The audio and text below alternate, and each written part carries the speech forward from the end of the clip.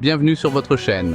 Et l'actualité du jour concerne Israël et la justice internationale. Aujourd'hui, nous plongeons dans une bataille juridique internationale majeure qui fait des remous dans le monde entier.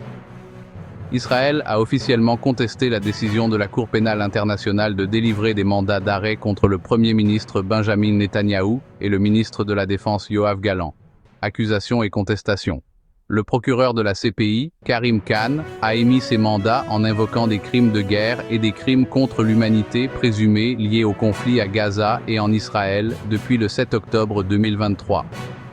Israël, cependant, riposte avec vigueur. Argument d'Israël.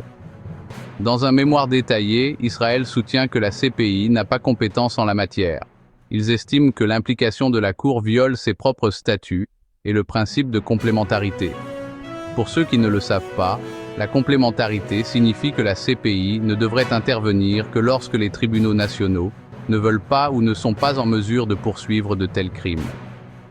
Déclaration et soutien international. Oren Marmorstein, porte-parole du ministère israélien des Affaires étrangères, a annoncé la soumission du mémoire sur X, anciennement connu sous le nom de Twitter.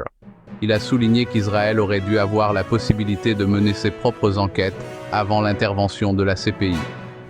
Selon Marmorstein, de nombreux États et experts de renommée mondiale partagent le point de vue d'Israël.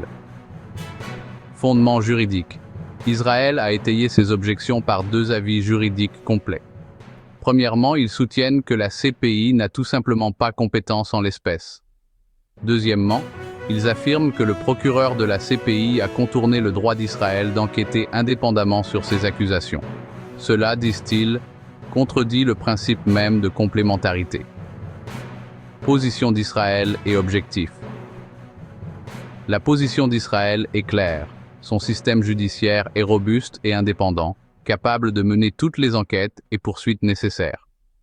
En soumettant ces documents juridiques, ils visent à convaincre les juges de la CPI d'annuler les mandats d'arrêt contre Netanyahou et Gallant.